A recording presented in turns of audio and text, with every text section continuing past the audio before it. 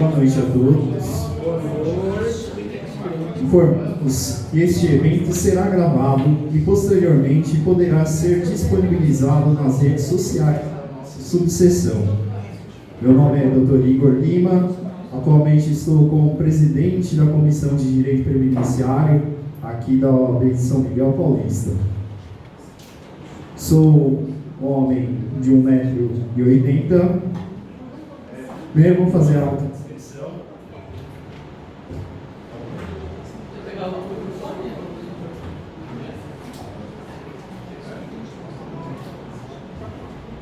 Inicialmente vou fazer a minha autodescrição em respeito às pessoas que estão assistindo, ouvindo a nossa palestra. Então, sou um homem de mais ou menos 1,90 m, sou moreno, descendência indígena, estou vestindo um terno azul, gravata azul, camiseta azul. E, para dar início, convido para compor a mesa a doutora Silvia Brito de Araújo, presidente da OAB São Miguel Paulista. Uma salva de palmas.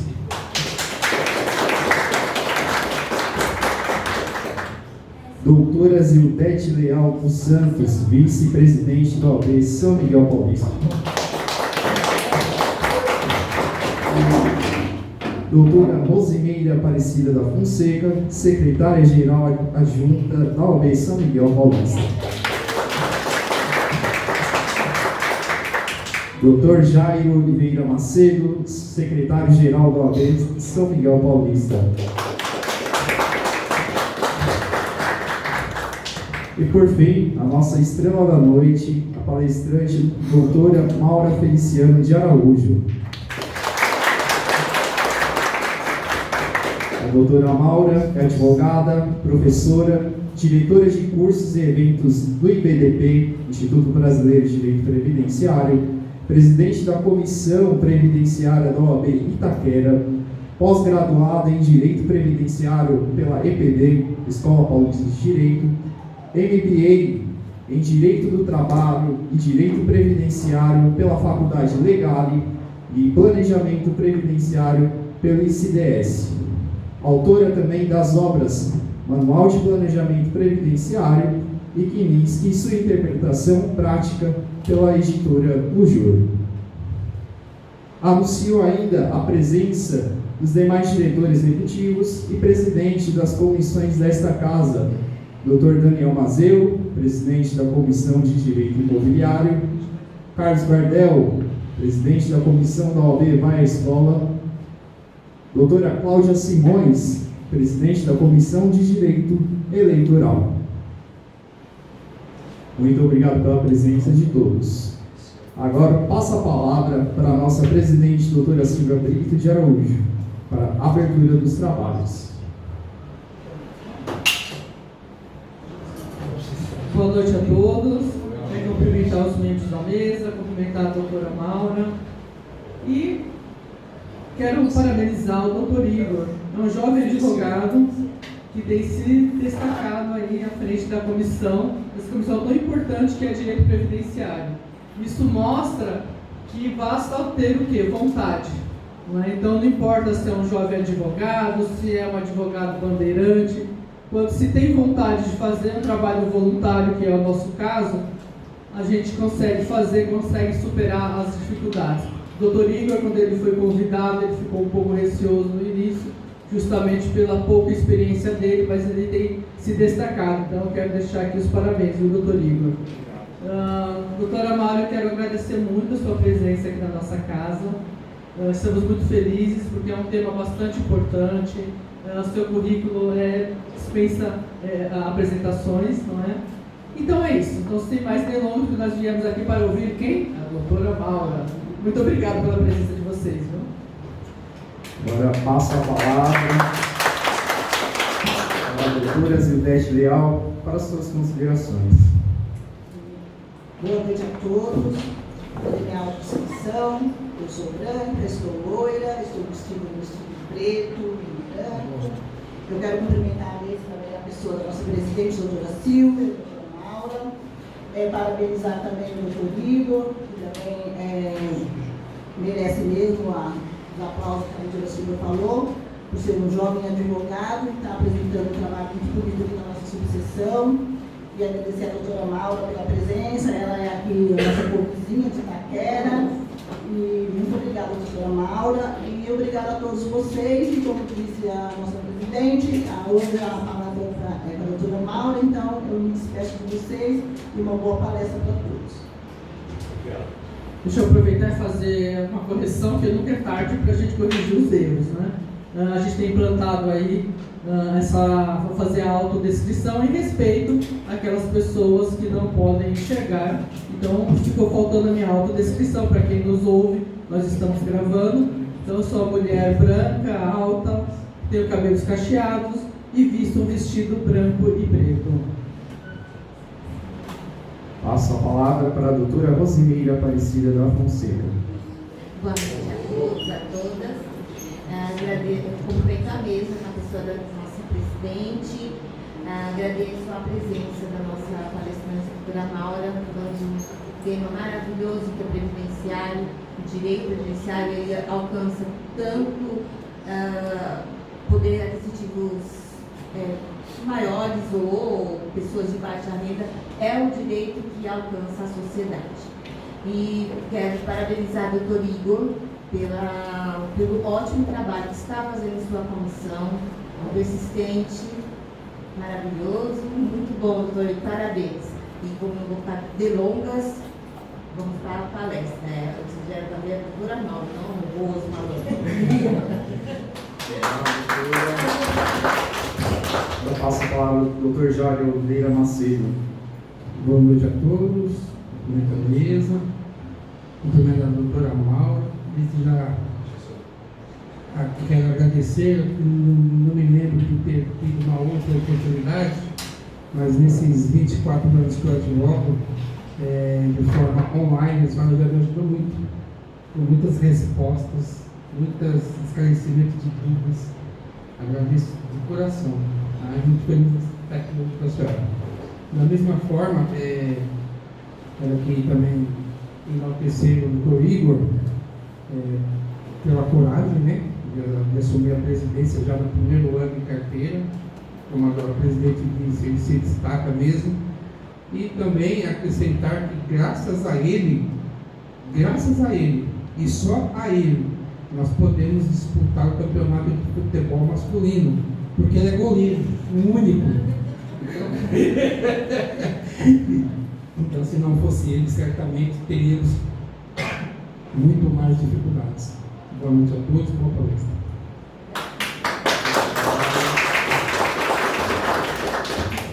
Agora peço a descomposição da mesa para que todos possam assistir melhor a palestra. Agora com a palavra, a doutora Maura Feliciane de Araújo, que abordará o tema Análise, Interpretação e Aplicação do CNIS no Planejamento Previdenciário. Salva de palmas.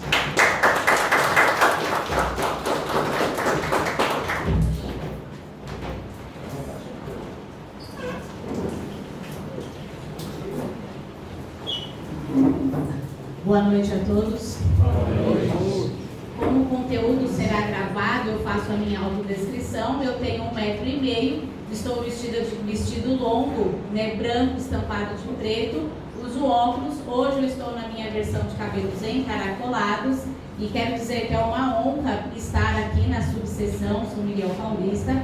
Eu não vou cumprimentar e exaltar o trabalho do Dr. Igor, porque todo mundo já falou. Eu aqui vou exaltar o trabalho da mãe dele. Como chama sua mãe? Gorete. Dona Gorete, que está servindo os salgados aqui esta noite, a quem eu tive aqui o privilégio de já degustar antes de vocês. Então, parabéns, Dona Gorete, né, da Gostosuras Doces e Companhia. Então, você que nos vê depois no gravado, perdeu de vir aqui, não é verdade? E então, degustar os salgados da sua mãe. E quero dizer que para esta noite, vai até meia-noite o nosso encontro hoje, nós falaremos, é verdade, gente, eu nunca vim aqui, se for para chegar e ir rápido, eu nem teria saído de casa, certo? Então eu já venho aqui preparado para a gente passar uma noite e quero cumprimentar cada um de vocês na pessoa do Dr. Kleber Calado. Então, o Dr. Kleber Calado foi estagiário do nosso escritório há 20 anos atrás, está conosco até hoje como associado, está até hoje conosco, fazendo ali às vezes quando eu não posso, né, atendendo os clientes quando eu não posso. Chegou o menino e hoje é pai de família, então Obrigado, quero agradecer e cumprimentar cada um de vocês na figura do Dr. Kleber, que é inscrito aqui na subseção. E hoje, o que o Dr. Igor pediu para conversar com vocês? Sobre o CNIS, Cadastro Nacional de Informações Sociais. O que a gente deve analisar no CNIS, o que eu devo considerar neste cadastro e principalmente qual é o impacto dele no planejamento previdenciário. Eu já tive a oportunidade de conversar com alguns lá fora, então já sei que alguns estão começando agora, para outros é difícil o direito previdenciário, para outros é muita coisa para estudar, e dentro do tempo que eu terei aqui com vocês essa noite, eu preparei um conteúdo bem objetivo.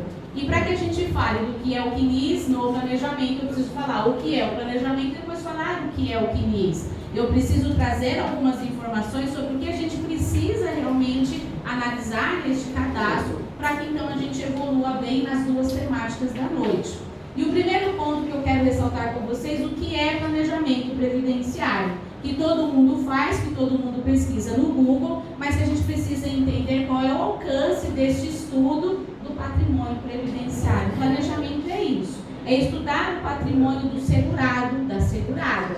Que patrimônio é esse? São todos aqueles requisitos do direito previdenciário que levam à concessão de um benefício previdenciário, seja para o segurado, seja para o seu conjunto de dependentes. Não adianta vocês pedirem modelo de planejamento para a Maura se vocês não sabem identificar o que é a carência, se vocês não sabem identificar que carência é muito mais do que completar 12, 10, 24 ou 180 meses de contribuição. Tem outras situações que o sistema também vai considerar como sendo carência, inclusive a jurisprudência, como a gente pode citar, por exemplo, os benefícios por incapacidade, desde que intercalado com salários de contribuição. Então, carência, além do que a gente já conhece como número de meses, eu preciso entender quais são as outras hipóteses que eu também considero. E o mesmo trato nós temos para o tempo de contribuição. Tempo de contribuição é o tempo efetivamente trabalhado, de data a data, ou então de contribuição previdenciária. Mas não me basta só isso, porque eu também, no benefício por incapacidade, legalmente, por regulamento, também é contado como tempo de contribuição. E outras hipóteses que a gente busca fora do direito previdenciário, como, por exemplo, sentença trabalhista.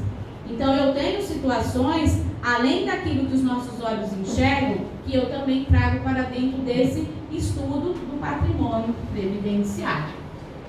Quando a gente dá um Google na internet, o planejamento previdenciário está associado com a aposentadoria, está associado com a forma mais rápida de entendermos quanto tempo de contribuição eu tenho para, de fato, eu me aposentar. Nós estamos meio que trabalhando como profetas nas vidas dos clientes que chegam para nós, porque eles querem se aposentar com o maior tempo de contribuição e também com a melhor renda de aposentadoria. E talvez, dependendo do cliente que eu tenho, eu até consigo aumentar o tempo de contribuição, se eu entender como é o ambiente de trabalho dele.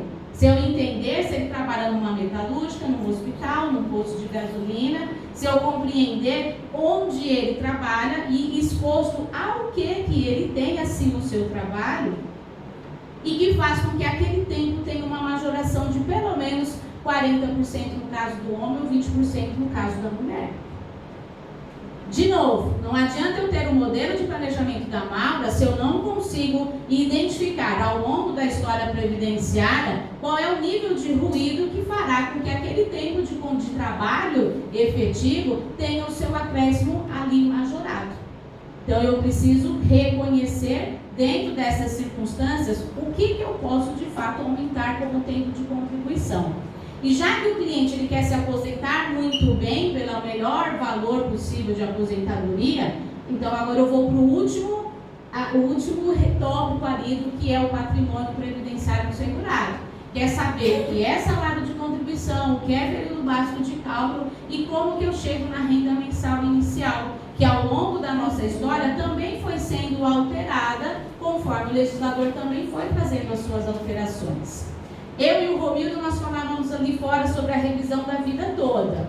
O que é a revisão da vida toda? Eu preciso entender o que está inserido nesse posicionamento do STJ e do STF e saber o que está compreendido dentro do período básico de cálculo. Por que vida toda? Porque todos os salários de uma vida inteira, porque eu tenho uma limitação. Então, de novo, eu sou muito crítica disso. Não adianta eu ter um modelo de revisão da vida toda se depois eu não entendo por que eu tenho que trazer todos os salários e não apenas uma parte dele. E muito provável que quem pede o modelo da inicial vai pedir o modelo da réplica, vai pedir o modelo dos embargos, vai pedir o modelo da apelação, porque cada vez a gente vai mudando de nível, mas lá atrás eu não fiz esse estudo do patrimônio previdenciário. Lá atrás eu não entendi a origem. Então, para que qualquer assunto que a gente venha debater, qualquer caso que a gente venha atender no previdenciário, se eu não passar por aqui, eu chego lá? Chego. Um pouquinho mais de dificuldade, tropeçando um pouco mais, precisando perguntar um pouco mais, precisando pedir mais modelos. Ainda há pouco eu falei, quando eu vou no Google e eu digito planejamento previdenciário, remete ao quê? À aposentadoria. Mas eu não posso pensar somente em aposentadoria no planejamento previdenciário. Eu preciso pensar que o meu cliente, ele pode passar pelo risco de ficar sem ter como trabalhar e ele precisar de um benefício por incapacidade temporária. Eu tenho que pensar que este meu cliente, ele tem um conjunto de dependentes e que, a depender do que acontecer no instituidor do benefício, esse conjunto de dependentes terá ou não acesso a benefício de pensão por morte. Então, o planejamento é muito mais do que eu só pensar na aposentadoria, porque a aposentadoria ela pode não chegar. A aposentadoria não chegou para o meu esposo, não chegou para muitas outras pessoas, e chegou o quê? O benefício de pensão por morte.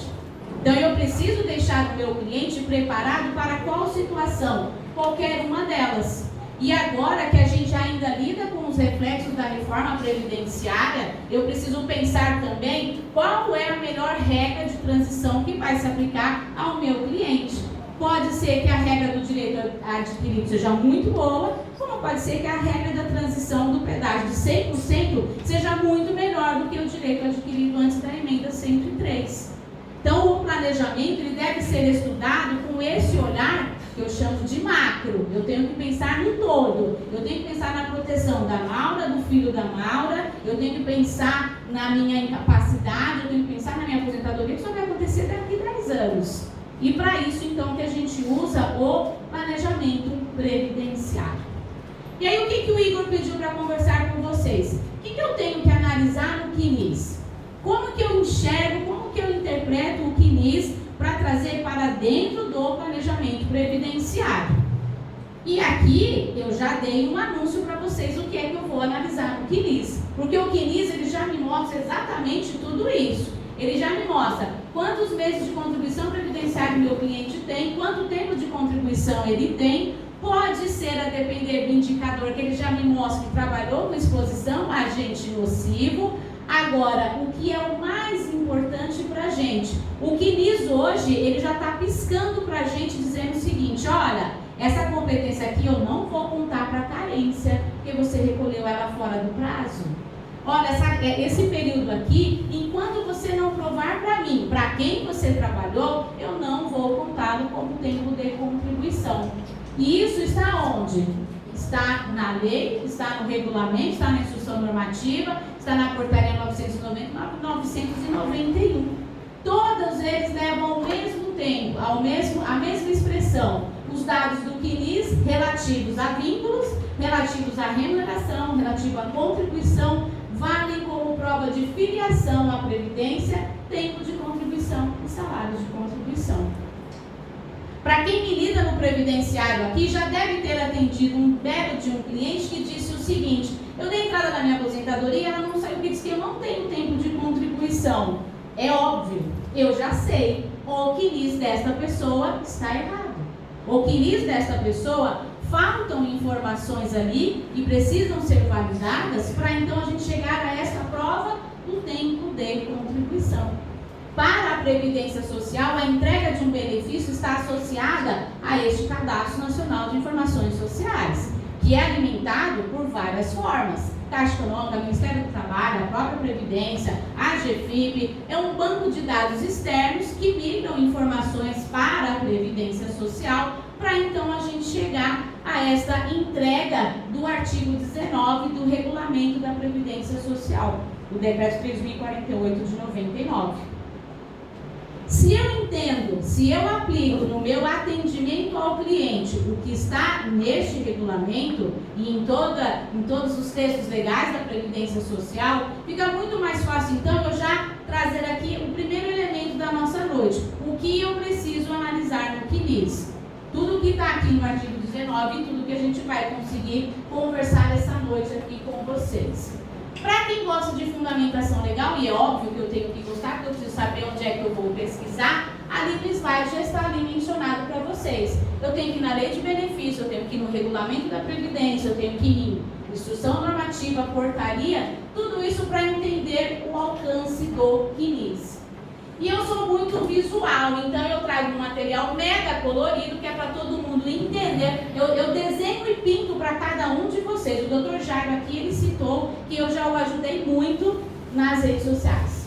Né? Muito nos grupos de WhatsApp, direct. Como eu não faço nada da meia-noite às 6, então eu fico respondendo para vocês, não é verdade? E eu gosto disso, eu acho isso bom, porque eu aprendo bastante. E vejam que aqui eu trago informações bem detalhadas para chamar a atenção de vocês do que de fato me importa na dúvida do Jairo, no atendimento José, naquele caso que chegou hoje no escritório, para que então eu faça um atendimento de excelência e entregue o que é melhor para o segurado. Hoje eu conversava com as estagiárias no escritório, agora eu tenho duas, você saiu fora, agora eu estou com duas. Hoje a gente conversava sobre, essa área ela não é legal, eu estou cansada dessa área. Não, eu não posso me cansar de nenhuma área. Todas as áreas são legais, porque para todas elas eu tenho uma entrega para o meu cliente. Quem faz criminal? Eu preciso assegurar a melhor pena possível. Quem faz trabalhista? Eu preciso assegurar os direitos que não foram observados da CLT. E nós, previdenciaristas, eu preciso assegurar uma renda mensal inicial no pior momento ou então no melhor momento. Então a nossa área é muito boa e tudo começa aqui, no Cadastro Nacional de Informações Sociais, que está dividido por campos para facilitar a nossa interpretação. O campo de identificação do segurado, o campo de relação previdenciária, de relação contributiva e já sinalizei com um verdinho neon ali, o campo dos indicadores. Hoje, quem entende de indicador no CNIS tem dois pés à frente de muita gente que ainda tem os olhos fechados para esse bendito desse cadastro. O que eu enxergo no CNIS? Tudo que eu preciso saber para entender o caso, para atender o meu cliente. Pelo CNIS eu identifico quem é o filiado, quem é o segurado que eu estou atendendo. Porque para cada um eu tenho uma dinâmica de trabalho. Se ele é empregado, carteira de trabalho. Se ele é individual, contrato social. Se ele é segurado facultativo, guia da Previdência Social. Eu preciso entender qual é o regime que ele está ligado. Se é regime geral de Previdência Social, contribui para a Previdência Social. Se é regime próprio, eu mudo de figura. Eu preciso entender qual ente que ele está afiliado, para quem ele contribui, porque pode ser que ele contribui para a União, para o Estado ou para o município. E para qual desses ele está ligado ao regime geral ou efetivamente a um regime próprio. Eu costumo dizer que atualmente a nossa especialização de planejamento previdenciário, ela está muito além do que a gente fazia planejamento previdenciário na década de 90, que foi quando eu e a minha sócia a gente começou a fazer. Porque hoje é muito comum a gente atender o segurado que ele está em dois regimes e em mais de um ao mesmo tempo. É do regime geral e do regime próprio. E dentro do regime próprio, ele é do governo do estado de São Paulo, ele é de várias prefeituras e muitas vezes ele consegue associar a União também. Isso tudo enxerga onde? Dentro do CNIS, e depois eu vou conversando com o cliente e vou desmistificando onde ele está e o que eu posso aproveitar. Dentro do CNIS, eu enxergo se o meu cliente ele está condicionado à Previdência Social ou seja, se ele ainda é segurado, se ele está como segurado do sistema e se ele está no chamado período de graça. O que é esse período de graça? Exatamente como a expressão define. De graça eu terei proteção da Previdência Social, mas um de graça com um passado. Eu tenho que ter contribuído com o sistema e a partir de um determinado tempo contribuindo, condicionado a outras informações, a outras possibilidades, eu fico 12, eu fico 24 ou eu fico 36 meses sem pagar a Previdência, que a minha proteção ela está garantida. Então, se eu vou fazer um planejamento previdenciário para alguém que quer ter proteção da Previdência, eu preciso enxergar no CNIS, pelo último vínculo, desde quando que ele está sem contribuir, eu preciso contar quantos meses de carência a pessoa tem, para a gente então definir o que nós vamos orientar aquela pessoa. Alguns clientes nossos, eles não querem saber quando é que eles vão se aposentar. Eles querem saber quanto tempo eles podem ficar sem contribuir e de que forma que ele retoma os recolhimentos previdenciários. Isso eu enxergo dentro do CNIS. A carência, a gente já falou, e carência e tempo de contribuição tem um olhar diferente da nossa parte, o antes e o depois da reforma da Previdência Social. Porque até a reforma eu contava a carência de uma forma, eu contava tempo de contribuição de uma forma, e agora eu preciso observar qual é o valor do salário de contribuição. Porque quem está recebendo menos do que um salário mínimo não está sendo contado para nada. Não conta para carência, não conta para tempo, não adquire qualidade de segurado, não adquire nada. E onde eu enxergo isso? Num indicador que daqui a pouco eu mostro para você, está lá piscando para a gente. Estou abaixo do salário mínimo, por favor, fazer um ajuste em mim. É isso que o CNIS está falando para a gente hoje. E ainda dentro do CNIS tem uma outra condição importante para a gente que faz planejamento previdenciário, que é saber quem é o responsável pelo recolhimento previdenciário. Se eu sou contratada pela OAB São Miguel Paulista para trabalhar aqui de segunda a sexta, ganhar X por mês, o responsável pela minha contribuição é a OAB São Miguel Paulista. Se Maura, pessoa física, é contratada pela OAB São Miguel, pessoa jurídica, ainda a OAB São Miguel continua responsável pelo meu recolhimento previdenciário. Mas se Maura é contratada pelo Dr. Jairo para prestar um serviço, aqui a obrigação é minha de fazer o recolhimento previdenciário. E isso faz diferença no planejamento, isso faz diferença na hora que nós vamos analisar o CNIS. Certo? Feitas essas devidas considerações, eu vou mostrar um pouquinho a vocês o que é o CNIS na primeira tela de acesso, nas telas seguintes, que é para vocês saberem, por exemplo, logo que a gente acessa lá no meu INSS e eu busco ali extrato de contribuições entre parênteses, CNIS, aqui nessa primeira tela, lista de vínculos, eu já tenho o anúncio dos indicadores, eu já tenho um anúncio do que eu tenho que analisar, como eu vou interpretar e qual é o impacto disso no planejamento previdenciário. O material ele ficará à disposição de vocês, então não adianta, não precisa apertar a vista para enxergar o que está aqui, porque eu farei essa leitura para vocês. Ali no primeiro vínculo eu tenho um indicador de IREM independe, indica remuneração com pendência.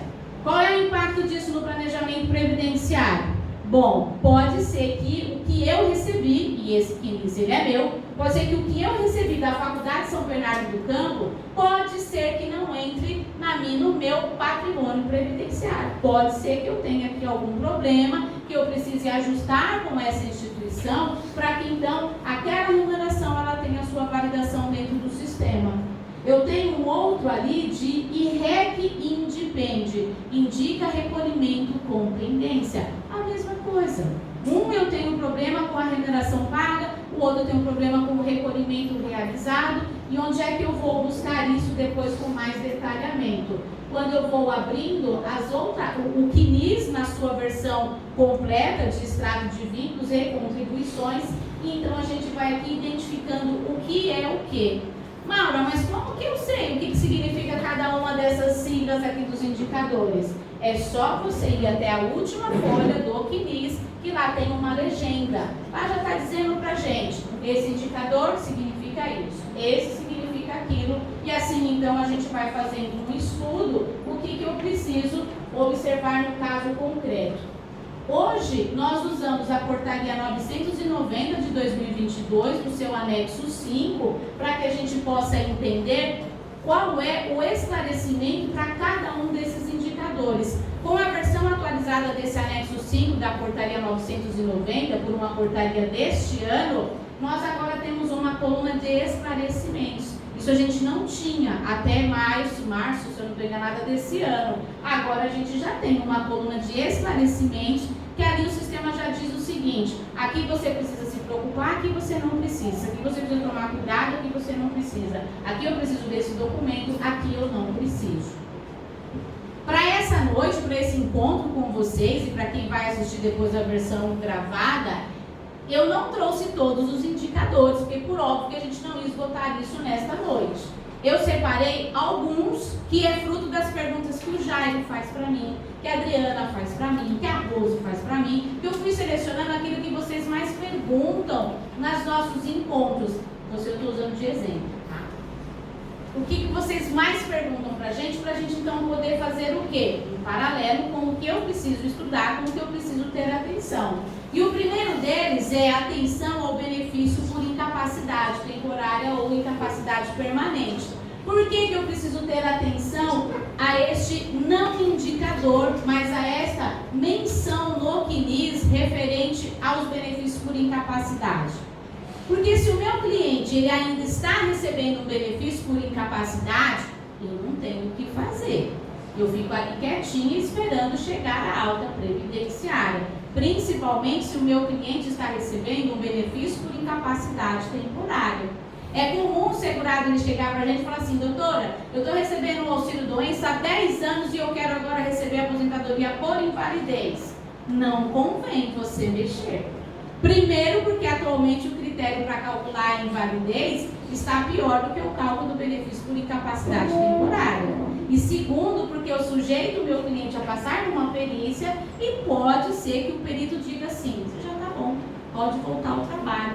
Nem uma coisa e nem outra. Onde eu vejo isso? No CNIS, porque lá vai estar escrito assim, ó, na situação ativo. Significa que aquele benefício ele está em andamento. Eu não tenho o que fazer. Se o cliente insistir comigo, ele então que procure outro profissional, porque eu não vou sujeitá-lo a ter essa troca que pode ser que não dê em nada. O que chama a atenção no planejamento previdenciário? O benefício cessado e o benefício indeferido. O cessado, porque eu preciso então observar se na cessação do benefício, se o segurado voltou a contribuir com o sistema. Se ele voltou a contribuir, legalmente, aquele intervalo eu já conto como tempo de contribuição. E na justiça eu brigo pelo reconhecimento da carência. Maravilha. Agora, e se o benefício ele foi indeferido? Aí eu preciso fazer uma pesquisa. Preciso fazer uma pesquisa no CRPS, preciso fazer uma pesquisa no Poder Judiciário para entender o quê? O que foi feito na cessação? Entraram com ação? Entraram com recurso? O que foi feito? Pode ser que este indeferimento do CNIS tenha se convertido em concessão. E de novo a gente vai cair no mesmo reflexo, como tempo de contribuição ou então como carência se a gente for para o Poder Judiciário. A mesma coisa, um benefício de aposentadoria. Hoje eu terminei um planejamento previdenciário em que a segurada ela quer ali a explicação de vários fatores e ela não... A senhora já requereu algum benefício na Previdência? Não, nunca pedi. Mentira, porque lá no CNIS dela tem lá benefício de aposentadoria por tempo de contribuição indeferido. Então eu preciso entender o motivo do indeferimento até para saber o que eu vou oferecer de assessoria naquele caso concreto. Eu preciso ter, em qualquer uma dessas situações, ter a cópia do processo administrativo é fundamental para a gente entender o que aconteceu. Tem muito benefício por incapacidade, que é indeferido por falta de qualidade de segurado. Segurado, segundo os dados da Previdência, segundo o CNIS, já passou dos 12, 24 ou 36 meses sem contribuição previdenciária.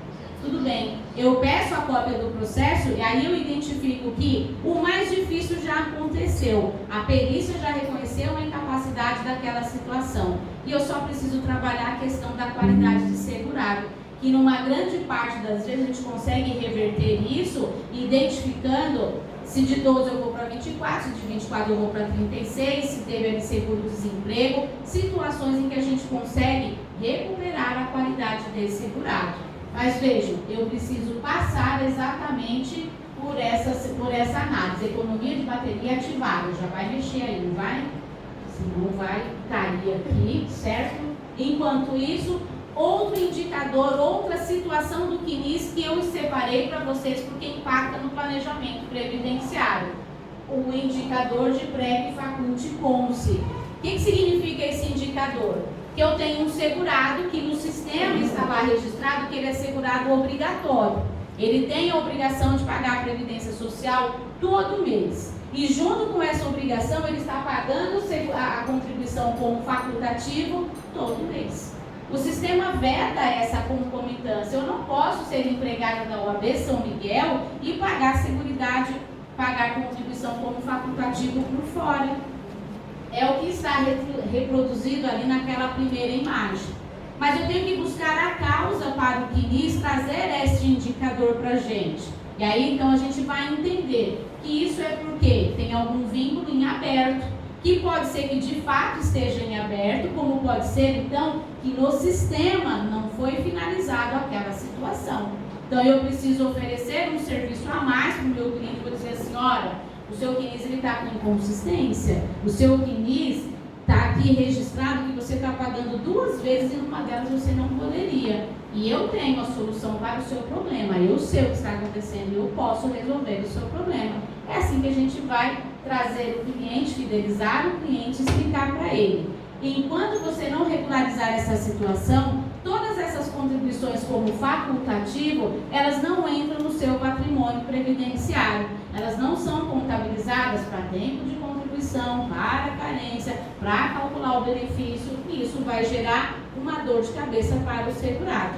Quando que aparece o PREV Faculte Conce? Quando eu estou com um vínculo em aberto, ou então quando eu faço o recolhimento previdenciário no mês em que teve concessão ou cessação de benefício por incapacidade.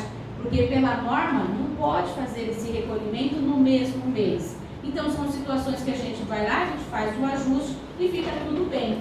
Eu preciso prestar atenção nessas hipóteses de vínculo em aberto quando eu faço um planejamento previdenciário de programação futura de aposentadoria, em que eu vou dizer para o meu cliente assim, continue contribuindo com o sistema de forma facultativa.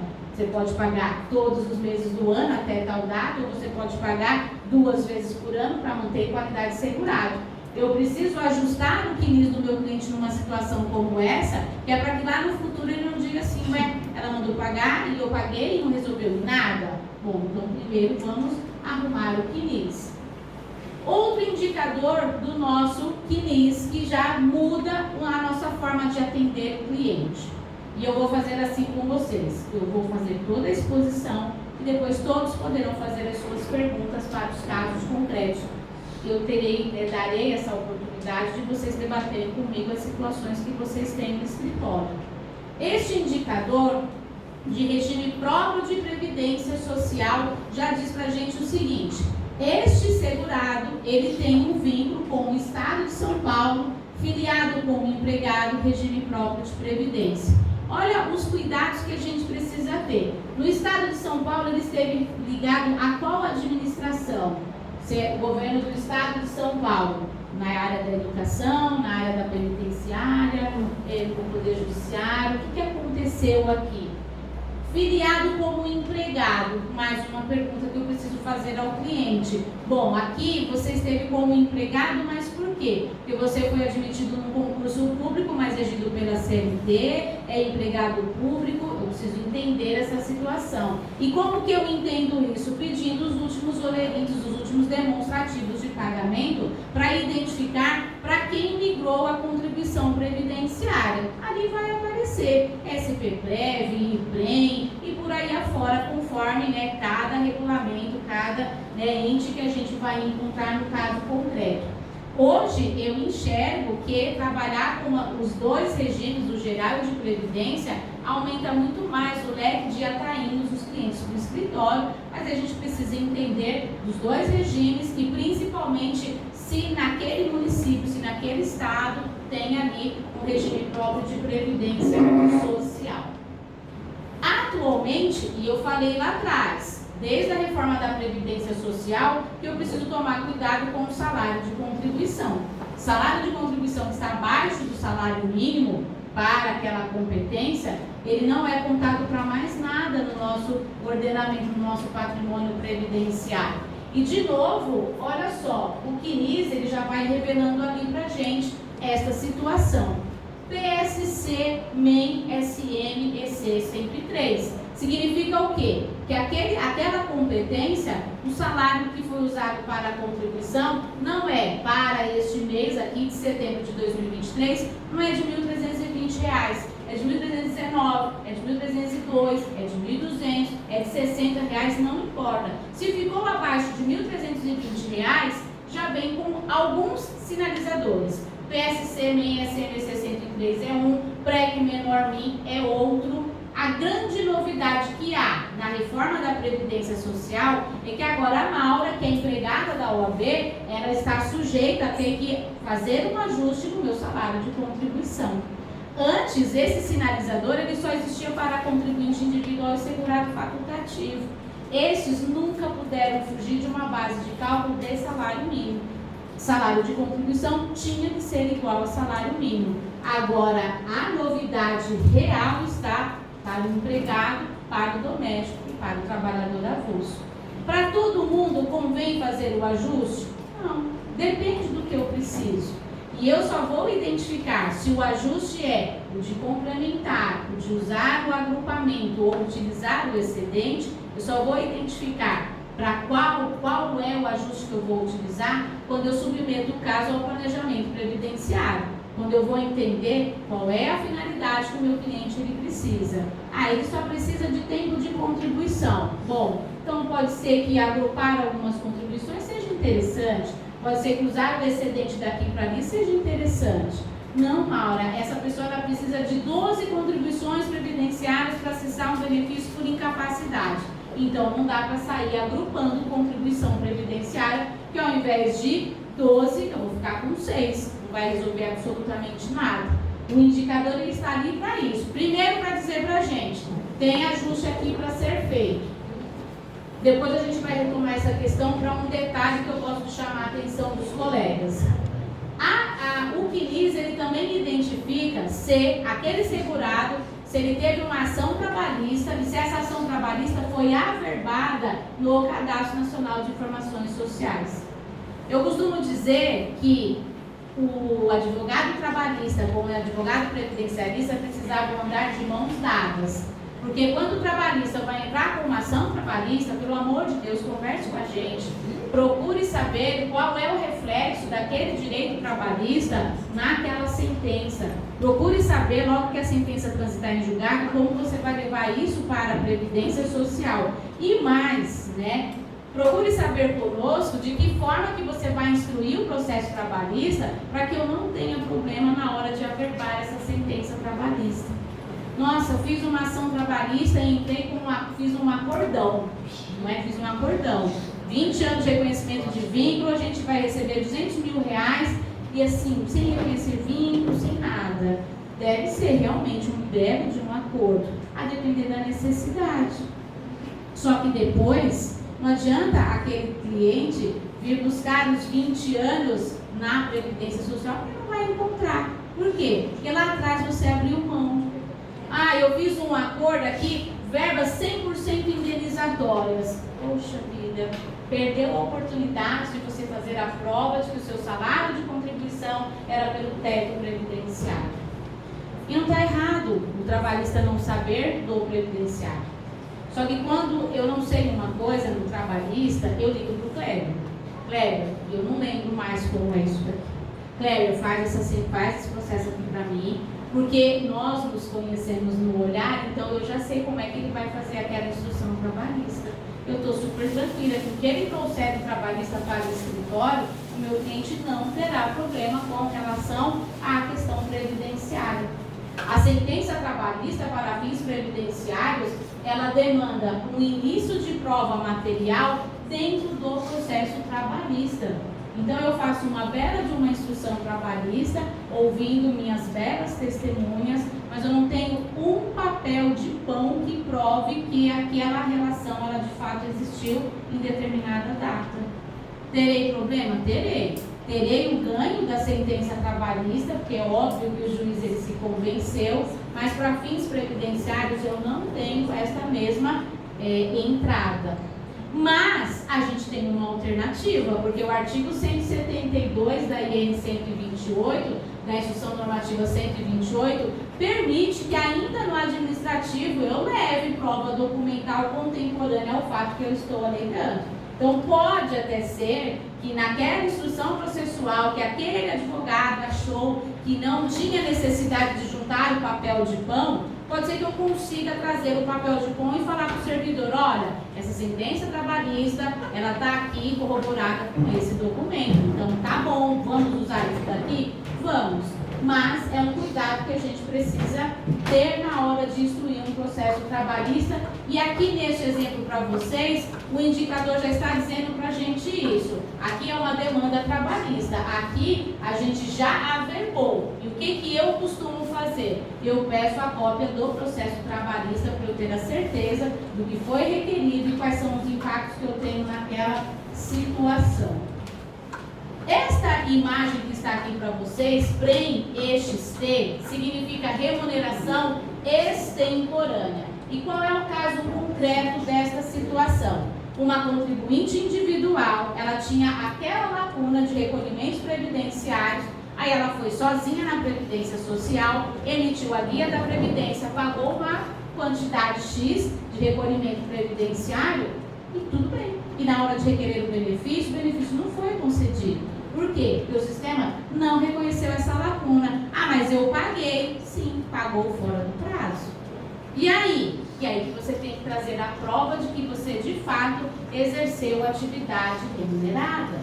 No nosso escritório, para qualquer período da vida laboral do nosso cliente, se você quer indenizar, se você quer pagar em atraso, você me traga a sua prova de que você exerceu uma atividade. Fui sócia do escritório Amaral e Araújo. Beleza, a atividade você já me mostrou. Agora me mostre que você teve retirada de colabore. Para justificar que de fato você foi um segurado obrigatório, deveria ter recolhido, mas não recolheu na época própria. Exatamente para evitar este indicador, ou então para que eu valide esse indicador. O problema não está, todos os indicadores, eles dão uma oportunidade para a gente de fazer uma correção, de fazer uma validação. O problema é que o cliente ele nunca entra no nosso escritório antes de fazer esse serviço. Primeiro ele faz o serviço, para depois ele vir até o nosso escritório e achando que a gente vai dar solução. E uma coisa que eu gosto de falar, não é tudo que tem solução. Nós não somos obrigados a apresentar 100% de resultado para ninguém. Maura, você ganha todas? Ganho. Quem perde é o meu cliente. Por quê? Porque ele é que não tinha o conjunto probatório para fazer com que a gente levasse ao deferimento do que a gente precisava. Então eu não perco nada. Até porque eu falo para o meu cliente, se você não me trouxer a prova da atividade remunerada, isso aqui eu não vou conseguir fazer. Ah, doutora, faz assim mesmo. E o Kleber, ele me conhece, a gente faz. Mas você assina o termo aqui comigo de que você não tem nada que comprove a sua remuneração. Eu vou fazer assim mesmo, você vai me pagar e eu vou receber. E se você não me paga, eu não trabalho e tá tudo bem. Se você não quer me pagar, tudo bem, tá ótimo, pode ir embora. Então, porque eu sei que isso aqui é só uma dor de cabeça que eu terei e não vai me levar a lugar nenhum. Este indicador, eu acho que é o que os nossos colegas mais perguntam nos grupos de WhatsApp. E eu sempre falo o seguinte, que eu estou em todos os grupos de WhatsApp. E eu acho muito legal quando a pessoa ela faz a pergunta num grupo e essa mesma pergunta ela é replicada nos outros 300 grupos que eu estou. E aí eu fico esperando quem vai responder primeiro. E ninguém responde. E aí a pessoa fala assim, professora Maura, boa noite. Eu falo, boa noite. Professor, eu assisti a sua palestra no Abedita de São Miguel, que palestra maravilhosa, a senhora é certeira. E eu pensando comigo, pergunta logo que você já perguntou, e ninguém respondeu. Eu já sei que é assim, não é verdade? Não tirando você, claro, tá? Tirando você, aliás. E não tirando não, tirando o Romildo, tá? Que o Romildo ele chegou até mim por indicação do professor Rodrigo Sodero, e aí depois que ele acompanhou a nossa live, aí ele vai acompanhar agora a Maura direto, não é isso? Então tá, o Romildo ainda não fez pergunta para mim, vai? Fã de carteirinha, não é verdade? Este indicador, Brain Block EC 103, significa que aquela remuneração ela está bloqueada para um dos ajustes que estão previstos na emenda 103 de 2019. Aí a gente precisa voltar um pouquinho no tempo. Com a reforma da Previdência, a emenda 103 diz o seguinte: salário de contribuição abaixo do mínimo eu não conto para tempo de contribuição, que é o que está na Constituição Federal. Aí veio portarias, decretos, etc., e disse o seguinte: não vou contar para tempo, mas também não vou contar para carência, para manter a idade segurável, diminuir a idade segurável, para calcular salário de benefício, não conta para nada. Maravilha. A remuneração, quando vocês acessarem o material, vocês verão que para aquela competência não está abaixo do salário mínimo. Então, na verdade, quando eu tenho uma remuneração com este indicador, não é esta a remuneração que está com o problema, é alguma das anteriores. E aqui já está dizendo o seguinte: dentro dessa sequência de número 21, com data de início em 2020, de janeiro a janeiro de 2020, esta remuneração ela tem uma pendência, é uma remuneração com pendência. Então eu preciso regularizar esta pendência para então liberar esta competência para emprestar dinheiro para fazer a utilização do excedente, para fazer o agrupamento, que são uma das hipóteses dos ajustes que estão na emenda 103. Então, quando o nosso indicador nos revela Brain Block EC 103, ela está bloqueada para fazer o ajuste, mas eu tenho que buscar na interpretação do CNIS qual é ou quais são as competências que estão com inconsistências de extemporaneidade, de pendência, seja lá do que for. E vejam, lá nos esclarecimentos do anexo 5 da portaria 990, eu já tenho o que leva a um bloqueio de uma competência. Então, será a situação de vínculo que foi gerado com informações repassadas do INSS fora do prazo, contribuinte que pagou a guia fora do prazo, contribuição pelo plano simplificado, quando o meu cliente ele é segurado obrigatório e plano simplificado ao mesmo tempo, ou então quando eu tenho inconsistência no cadastro da pessoa jurídica. Vejam que em algumas situações aqui o problema nem é meu, o problema é da empresa, mas vai refletir na minha, na minha forma de usar a remuneração para fazer um dos ajustes da emenda 103. Então eu tenho um bloqueio? Tenho. O problema não é esta competência, são as anteriores que estão ali que fazem então com que a gente não consiga acessar esta competência para fazer o ajuste da Previdência Social. Já que é para a gente analisar no CNIS, eu preciso analisar para cada sequência se todos os salários de contribuição estão dentro desse período básico de cálculo. E aqui no material de vocês a gente tem uma sequência, um período com um empregado em que eu não tenho salários de contribuição para algumas competências. Isso pode ser um problema, como também pode ser nada a ser feito. Já que, a depender do período, eu faço a média aritmética simples de 80% ou de 100%, já que eu tenho descartes, pode ser que a ausência de salário de contribuição, quando eu trago a substituição pelo salário real ou pelo salário mínimo, que é o mínimo que a legislação assegura, pode ser que isso não mude em absolutamente nada. Aí o que eu tenho que fazer? Em primeiro lugar, identificar quais são as competências faltantes, substituir pela correta e fazer o cálculo para ver quanto que isso impacta. Pode ser que dê bom, como diz os jovenzinhos por aí, ou pode ser que dê ruim, não tem nenhum problema. Olha, outro indicador de competência abaixo do mínimo. Eu posso ter o PSC, MEN, SMC 103, ou eu posso ter o PREC menor MIN. Tudo está dizendo para a gente o seguinte: esta remuneração está abaixo do salário mínimo. Favor fazer um dos ajustes, o que não é obrigatório, depende muito do quê? Depende da gente fazer cálculo. Eu só sei se vai compensar, complementar, agrupar ou usar o excedente quando eu faço o cálculo e quando eu enxergo qual é a finalidade que eu vou utilizar com esses ajustes que eu preciso fazer. Este caso aqui é de uma senhora que esta única competência que ela tinha, eu só precisei dizer a ela o seguinte: contribua mais um mês. Não precise voltar a fazer o ajuste desta competência. Porque quando a gente recolhe fora do prazo, tem encargos, quando a gente recolhe fora do prazo, dependendo do período que eu quero, eu não consigo mais fazer o agrupamento ou usar o excedente. Então, em algumas hipóteses, é melhor a gente fazer o quê? Deixa de lado. Quando eu deixo de lado? Quando eu estou trabalhando com hipótese de aposentadoria programada. Agora, se eu estou trabalhando com hipótese de benefício a ser entregue já, aí eu preciso reestudar melhor o caso e entender o que é que efetivamente a gente fará. Chamo a atenção para vocês de novo para esse indicador, para essa situação que está na tela. PSC, NEM, EC 103, eu já disse o que é. Salário de contribuição abaixo do salário mínimo. O que eu faço? Bom, eu vou analisar o que é melhor fazer aqui neste caso. E chego a algumas conclusões. Vou complementar algumas, vou usar o excedente com outras, vou agrupar outras, não importa. O que importa é que eu faço esses ajustes no meu INSS do nosso cliente.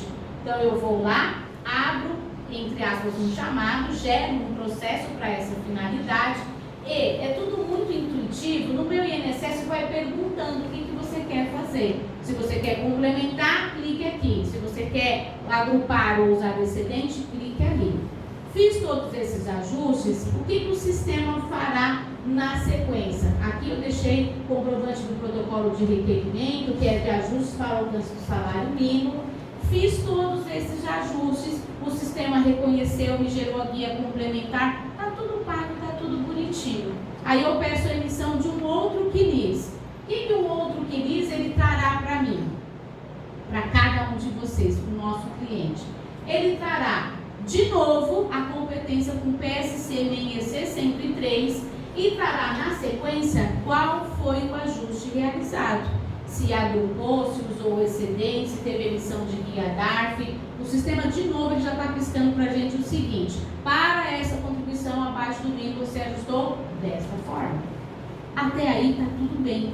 O problema está para quem usa programa de cálculo, como eu, como o nosso escritório, e quando a gente faz a importação de novo deste CNIS, que vai importar exatamente os mesmos valores que eu já tinha aqui nessa situação.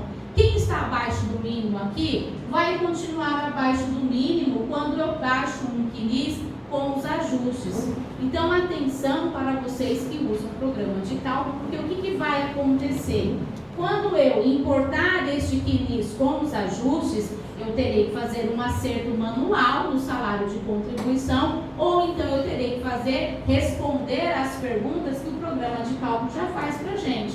Você vai querer manter salário mínimo, você vai querer complementar, o que você vai... Dependendo do programa que vocês usam, o programa já vai te fazer a pergunta. Para a competência abaixo do mínimo, para a gente fazer o quê, Romildo? Você vai desprezar? Não. Você vai manter salário mínimo? Sim. O que você vai fazer? E a gente precisa ter essa atenção pelo seguinte, porque eu pego o CNIS e importo antes do ajuste, depois eu pego o CNIS e importo depois do ajuste, e o resultado vai ser o mesmo, sem carência, sem tempo de contribuição, sem qualidade segurado. E aí o que é que eu faço? Eu oriento o nosso cliente errado.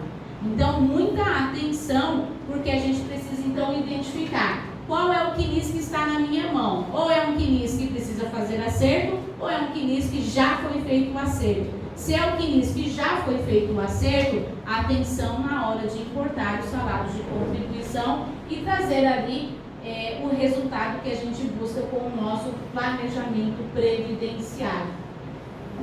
Na dúvida, o que eu preciso fazer? Baixar o extrato ano civil depois de feito o ajuste no CNIS, para então a gente ter a certeza de que todos os valores já estão ajustados dentro daquele período que a gente fez os acertos no CNIS. Então vejam, por que eu tenho aquele CNIS ano civil? Exatamente para eu enxergar quais são as competências que estão abaixo, acima e que já foram ajustadas por um desses ajustes que a gente acabou fazendo. Para quem faz previdência social, para quem atende cliente, certamente já teve a seguinte pergunta: Doutor Romildo, eu dei entrada na minha aposentadoria e disse que eu não tenho tempo de contribuição, mas eu estou 15 anos pagando pagando minha previdência social direitinho como MEI. Aí a pergunta seguinte que a gente faz: você requereu qual tipo de aposentadoria? Por tempo de contribuição. Já sei. Quando eu baixo o CNIS, virá com aquele indicador ali de plano simplificado. Lei Complementar 123 de 2006. Ali, neste plano simplificado pela Lei Complementar 123 de 2006, eu terei duas situações do plano simplificado. Aquela situação do Simples Nacional, em que eu tenho uma alíquota de 11% sobre a minha retirada de prolabore, isso é uma coisa, e eu não abro mão da minha aposentadoria por tempo de contribuição, ou então eu tenho 5% de salário mínimo, e aí a gente vai responder para o cliente: já sei, você vem há 15 anos praticamente recolhendo 5% sobre o salário mínimo, então você abriu mão da sua aposentadoria por tempo de contribuição. Ele vai falar pra gente assim: Rose, eu não abri mão de nada. Foi lá na Previdência que falou que era para eu recolher assim, eu venho fazendo tudo certinho. E eu nem discuto, eu tenho certeza, meu querido, que você está recolhendo certinho. Só que sim, quando mandaram você pedir conta do seu emprego, abrir uma MEI, que é facinho, é só você entrar no portal do microempreendedorindividual.gov.br, e não é tão facinho assim, porque eu fiz um estudo para algo que a gente vai lançar, e eu peguei o meu menino para fazer, peguei o Gabriel José para fazer ali alguns testes com ele. E não é tão fácil assim.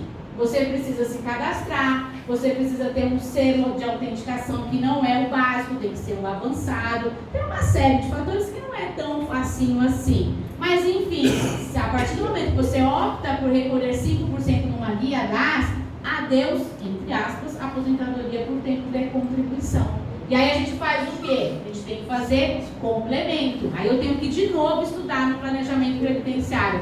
Convém complementar os 15 anos? Sim ou não? Convém complementar somente uma parte? Sim ou não? Convém esquecer tudo que eu já paguei e recomeçar daqui para frente? Para cada segurado é uma história, é uma resposta. Mas o fato é, de novo, o Quini já está me falando assim, ó, você recolheu pelo plano simplificado, deu um cunho para sua aposentadoria por tempo de contribuição. O MEI ele é ruim para todo mundo? Não. O MEI ele só não é bom para quem vem de uma sequência de um vínculo com um teto previdenciário. Ele não é bom para quem vai primeiro se aposentar por tempo de contribuição e não por idade. Então eu preciso entrevistar o cliente, analisar o patrimônio previdenciário dele para enxergar qual é a melhor hipótese para aquela situação. O fato é, o que já está dizendo aqui para mim, é plano simplificado. Aí eu já tenho uma resposta por que a aposentadoria por tempo de contribuição não foi concedida. E aí, coitado do servidor, que é ele que leva o pato, né? E fala, não, mas o servidor me mandou fazer assim.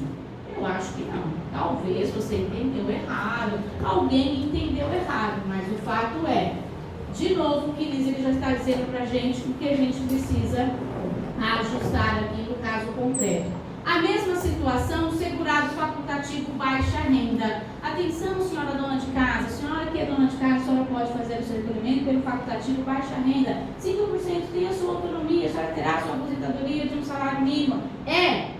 Mas você fez inscrição no Cade Único? Não. A sua remuneração ali, a sua renda na família é maior ou menor do que 2 salários mínimos? Ah, eu não sabia. É óbvio que você não sabia, porque a informação ela vai lançada pela metade. Você pode fazer o seu recolhimento? Pode, mas você tem alguns requisitos para serem preenchidos, não é verdade? Cabe a nós que temos o poder de fala, que temos o microfone na mão, no Instagram, aqui sendo veiculado, todo dia tem Rios do Povo. Começa a propagar mais esse tipo de informação, que é para as pessoas saberem que nem tudo se aplica para todo mundo. Você quer ser facultativo de baixa renda? Então vem cá, vou te explicar como é que faz. Você se enquadra nele? Não me enquadra. Então não vai. Não serve para... Ah, mas o meu vizinho fez. Não tenho certeza, meu querido, tenho certeza. E eu já contei essa historinha aqui para alguns. A minha mãe, ela chegou da feira e foi falar para mim, fulana está aposentada e você nunca me falou da minha aposentadoria. Mas eu moro no mesmo bairro há 50 anos. E eu pensei comigo assim, mas ela não pode estar aposentada, ela nunca trabalhou. Falei, mãe, eu acho que não. Ela falou para mim que ela está aposentada. Falei, mãe, ela não está aposentada. Eu moro no mesmo bairro. Falei, mãe, o marido dela foi aposentado junto com o pai em tal data, a renda deles era assim, blá, blá, blá, blá. E E era óbvio que elas não estavam falando de aposentadoria, elas estavam falando de benefício assistencial. Mãe, a senhora não vai se enquadrar nunca, graças a Deus. E o dela vai dar pior. Uma hora ela vai ser chamada, mãe, pela Receita Federal. Então não tem ela como seu parâmetro. Deixa que eu te pago um salário mínimo. Mentira, eu nunca paguei nada. Mas deixa isso de lado, porque não se aplica. E é exatamente dessas situações que a gente tem que depois ficar explicando para o cliente da gente. Mas o meu vizinho, ele tem, ele pode, ele fez, ele isso, ele aquilo. Tá bom, você é seu vizinho, não é? Aí eu vou responder igual eu respondo meus filhos. Você não é todo mundo. Todo mundo tem esse benefício. Já pergunta se recebe o 13º. Pronto. Exato. Qual que é o problema? Infelizmente, felizmente, não sei, as mulheres ficam viúvas. E aí, quantas que a gente já defendeu no escritório, que ela, quando foi dar entrada na pensão, aí ela ficou sem a pensão e sem a aposentadoria. Aí elas vêm correndo pra gente. Doutora, eu dei entrada na pensão porque meu esposo morreu, e assim, o INSS não me deu a pensão e a minha aposentadoria disseram que eu não tenho mais direito. Aí eu faço como o Romildo. Você recebia 13º?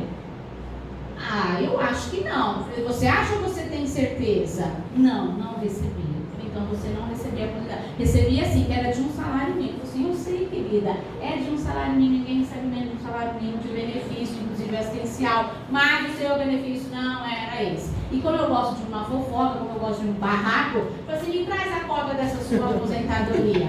Aí o que acontece? Ela nunca morou naquele endereço, ela não conhece aquelas testemunhas, ela se declarou solteira, viúva, separada, no caso, separada. Não, mas eu nunca me separei do meu marido. Eu falei, eu tenho certeza que você está chorando a morte dele, eu tenho certeza que você nunca se separou, mas está aqui, quem assinou esse documento? Ah, não fui eu. É conforme você vai espremendo, as informações elas vão saindo. E aí depois vem a filha do escritório. Nossa, doutora, a senhora falou que a minha mãe, ela falsificou. Eu falei, querida, eu não falei nada. Tá aqui no processo, não sou eu. De quem é essa assinatura? Ai, não sei. Nossa, doutora.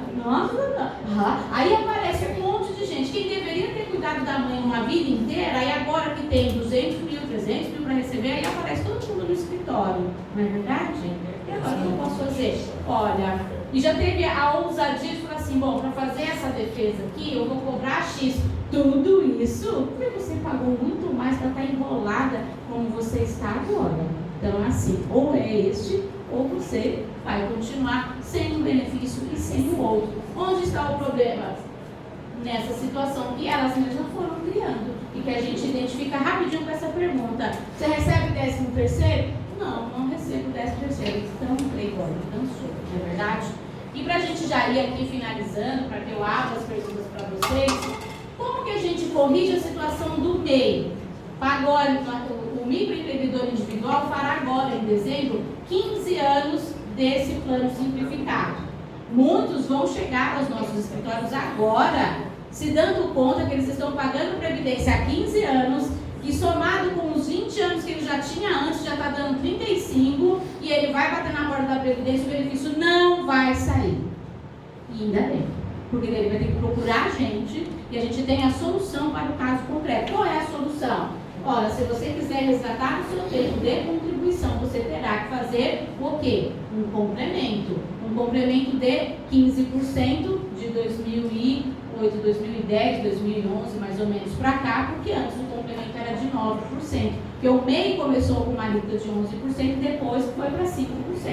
Então, essa turma que está há quase 15 anos contribuindo como MEI, vai chegar no nosso escritório agora e a gente tem que estar preparado para fazer um planejamento para dizer se convém, se não convém, quanto é que você vai ter que complementar, é melhor você esquecer isso daqui, é melhor você só pegar uma parte, somar e daqui para frente você corrigir, mas o fato é que dá para resgatar esse período, dará, fazendo um complemento que não vai sair barato, um complemento que vai exigir ali todos os encargos previstos na legislação. Dei um panorama para vocês, por óbvio não dá para a gente explorar todos os indicadores, todas as nuances, todos os detalhes, mas eu quero fechar com vocês aqui essa noite falando o seguinte: hoje, se não dá para fazer planejamento, porque o meu cliente só vai se aposentar em 2030, eu já posso fazer com que esse cliente ele fique no meu escritório de hoje até o ano de 2030. Fazendo o que a ele? Oferecendo uma advocacia completa, um serviço completo. Que dentro do CNIS tem uma série de serviços que a gente pode oferecer para o cliente. Se o CNIS está errado, eu posso arrumar para você. O seu CNIS tem vínculos que estão em aberto, eu posso oferecer o serviço. O seu CNIS tem contribuições previdenciárias fora do prazo, posso fazer. Você trabalhou para Maura Feliciano de Araújo, microempresa, e ela não recolheu suas contribuições previdenciárias, eu posso regularizar. Você prestou serviço para a pessoa jurídica X, não tem recolhimento previdenciário, eu sei como regularizar. Dentro do CNIS, inclusive, eu posso ali identificar que o meu cliente ele trabalhou para uma fundição, que eu já sei, por experiência, tem exposição a agentes nocivos. Olha, eu identifico que você trabalhou numa fundição, você já pegou o PPP? Não, eu pego para você. Eu sei como pegar, eu sei como fazer, eu sei como corrigir, eu sei fazer tudo. Tudo isso a gente busca onde? Nesse serviço completo, nessa advocacia full service, como a gente fala. Faço um planejamento previdenciário e identifico que o meu cliente, ele de fato ele não precisa mais contribuir com a Previdência Social. Ele já alcançou os níveis mínimos que ele precisava. Ele já tem 300 meses de carência, ele só precisa alcançar, de repente, a idade. Mas ele não pode perder a sua condição de segurado na Previdência Social. Então, o que a gente faz? Seu Romildo, olha, o senhor já alcançou todos os requisitos, só estamos esperando você chegar aos 65 anos de idade. Mas vamos manter a sua proteção previdenciária, então o senhor vai recolher Previdência Social 2 vezes no ano, como segurado facultativo, imaginando que ele não está exercendo atividade remunerada. Seu Romildo, se o senhor quiser, o nosso escritório pode emitir a guia para o senhor 2 vezes no ano. A gente faz uma programação, coloca lá no nosso radar, que no dia 15 de junho, depois no dia 15 de dezembro, nós vamos emitir a guia para o seu Romildo pagar. Por que é bom eu trazer esse serviço para dentro do meu escritório? Porque eu sei qual é o código que eu tenho que usar, eu sei quando é que o salário mínimo vai ser alterado, e eu tenho, pela nossa profissão, como a gente consegue ter essa atualização, eu não terei problema com a guia que ele vai emitir daqui até 2030, quando ele completar 65 anos de idade. Diferente do segurado, que põe tudo debaixo do braço, vai sozinho, ele volta daqui para mim daqui a alguns anos. Doutora, tem indicador aqui, lógico, você não usou o salário mínimo. Ai, mas isso aí, a menina do caixa não vê? Não, a menina do caixa, ela registra lá o que você está levando para ela pagar e pronto. Ela não tem essa obrigação. Então é você que tem que acompanhar isso, mas é melhor. O nosso escritório pode emitir essa guia para você. Ainda dentro desse serviço completo, o que a gente pode fazer? Vi que você tem várias competências abaixo do salário mínimo. Deixa que eu faça o seu acerto junto à Previdência. Claro que consciente do segurado, ali com todo o acompanhamento dele, mas a gente pode fazer o quê? Olha, aqui a gente vai complementar, esse daqui a gente vai agrupar, a gente vai deixando tudo isso organizado. Isso é o que a gente insere nesse programa, né, nessa nova advocacia, nessa nova assessoria que a gente pode oferecer. Quando que a gente pode fazer isso? Os acertos no CNIS? A qualquer tempo, inclusive quando eu vou dar entrada na aposentadoria. A experiência que eu venho colhendo no escritório, eu não faço mais isso a qualquer tempo.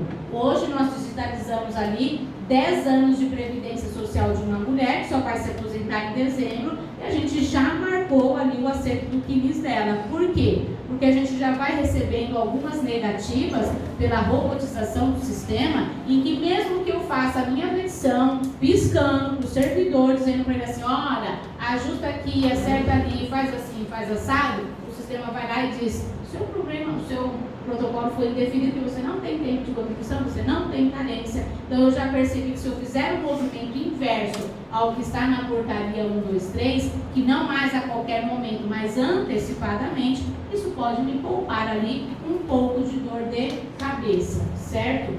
Documentos para fazer os acertos do CNIS. Vai depender do tipo de filiado, vai depender do indicador, vai depender da situação. O que eu gosto de acrescentar, pesquisa externa serve para atualizar CNIS? Serve, dependendo do que eu preciso provar. Justificação administrativa serve? Serve também, dependendo do que eu preciso efetivamente provar. além dos outros documentos que obrigatoriamente o segurado precisa trazer para nós. Nós entregamos esses dias um planejamento previdenciário de uma brasileira que está nos Estados Unidos e ela teima comigo que alguns intervalos do CNIS dela, ela teve salários de contribuição ali, porque um escritório de contabilidade fazia isso para ela. Não tem nada. Hoje eu liguei para o escritório, passei para ele, disse, doutora, a gente nunca prestou serviço para essa mulher. Eu muito obrigada, meu querido. Eu falo, senhora, tem alguma coisa errada na sua memória. Então, onde que está isso aqui? Olha, se você tem certeza que você contribuiu, localize a senhora mesma as guias da Previdência, traga para mim, que às vezes errou um número na hora de preencher o número de inscrição do trabalhador, errou o código, e coisas podem acontecer. O que não posso é eu ficar fazendo um trabalho de detetive que às vezes não vai me levar a lugar nenhum. É o segurado quem tem que trazer a prova documental para que a gente possa efetivamente fazer valer o planejamento previdenciário. Certo? O que eu separei para vocês esta noite, de uma forma muito objetiva, é esse conteúdo que foi entregue a vocês, porque eu sei que depois de um dia de calor, tudo que a gente quer é estar um pouquinho mais descansado, fazendo alguma outra coisa. Então, separei alguns tópicos do dia a dia de uma forma leve, para que a gente possa abrir a nossa mente sobre o que é o CNIS, o que analisar nele, como que eu interpreto isso dentro de um planejamento previdenciário. O material, o doutor Igor vai repassar a vocês vão ter acesso.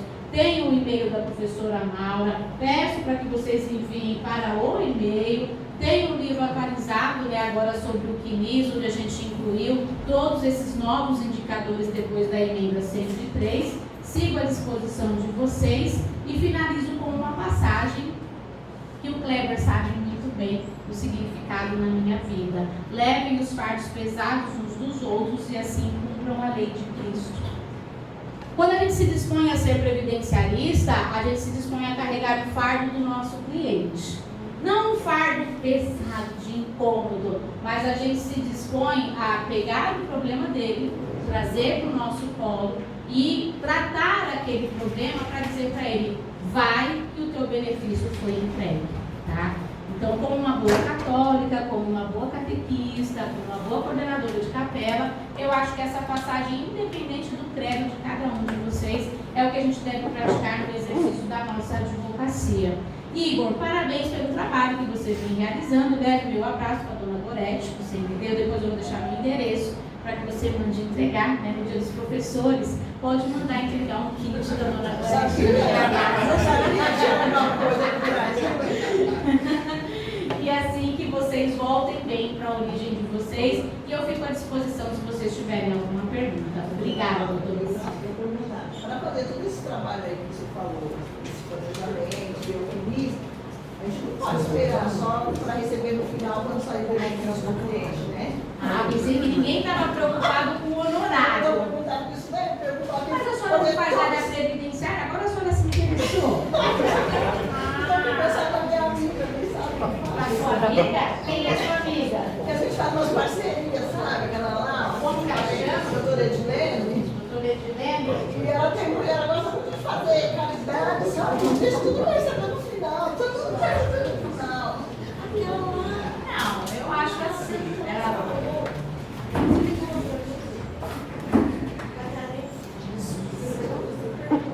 Bom, vejam só, colegas.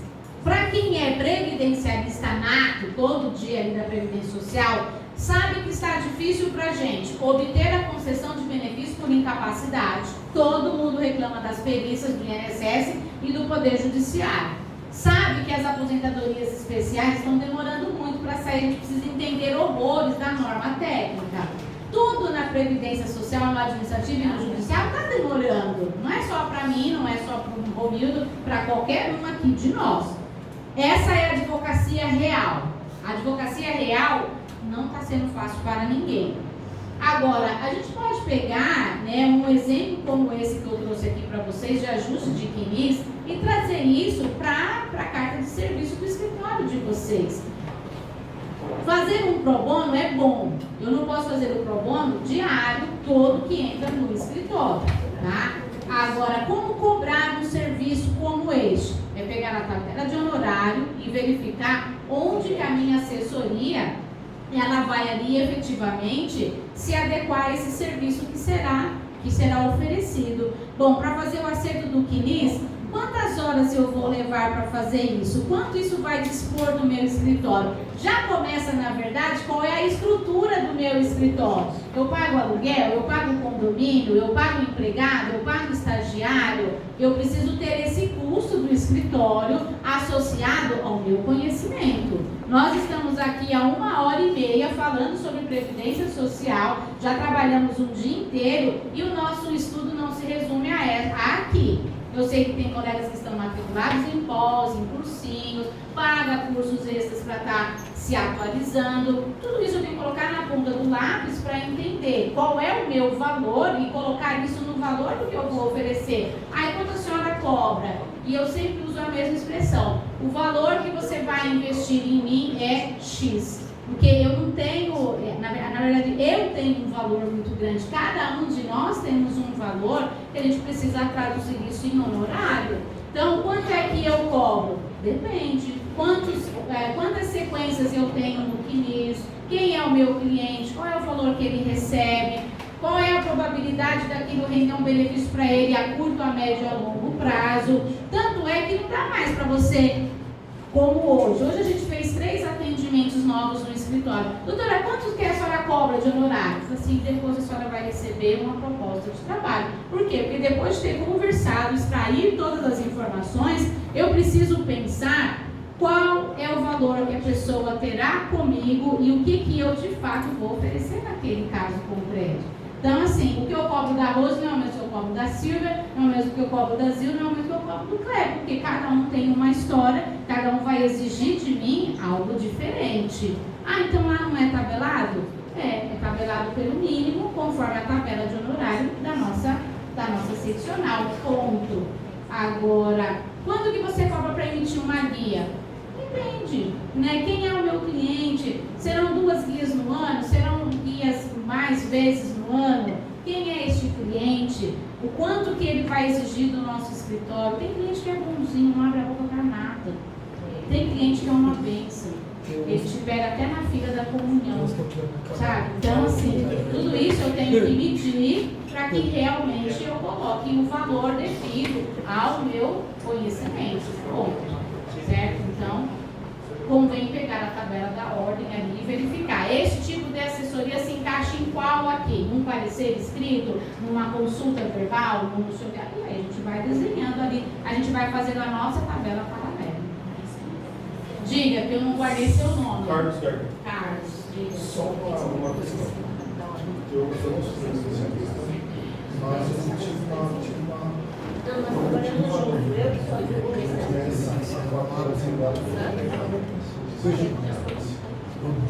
A pergunta do Carlos para você que vai acompanhar esse conteúdo gravado.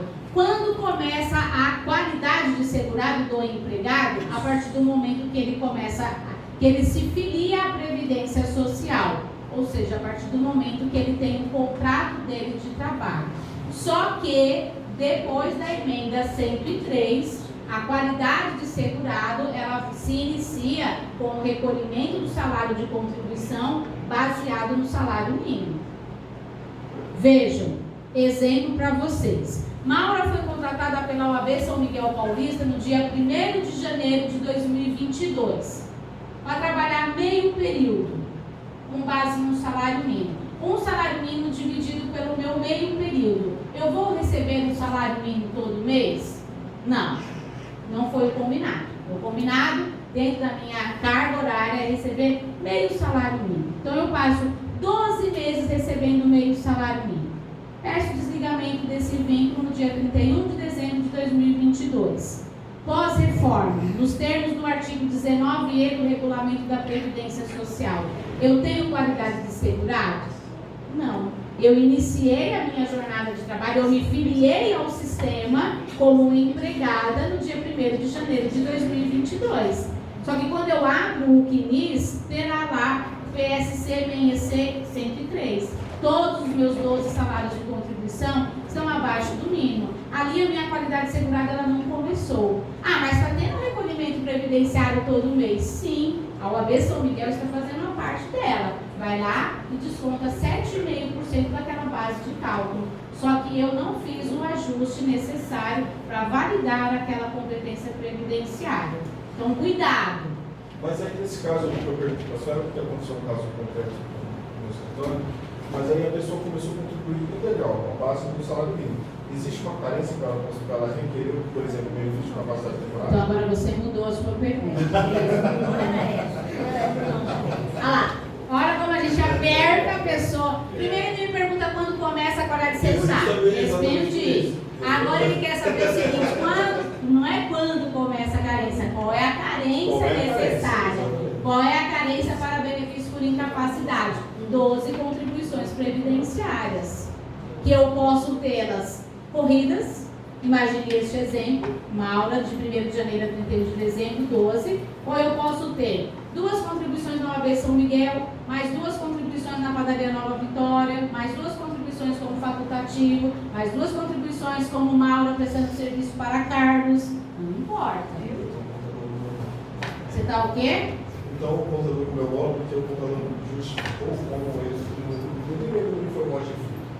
Ele disse que teria, por mais que ele tenha sido registrado, teria que ter 6 meses de contribuições. Outra situação. Olha que legal. Ó, o Carlos, você não vai me pegar na curva, meu amigo? Não vai me pegar na curva. O contador disse para o Carlos que esta situação precisava ter 6 contribuições. Talvez porque o seu caso concreto, a pessoa perdeu a qualidade de segurado, retomou o sistema e para chamar as contribuições lá atrás, de fato, ela precisa somar 6 contribuições. Mais alguma pergunta? Não.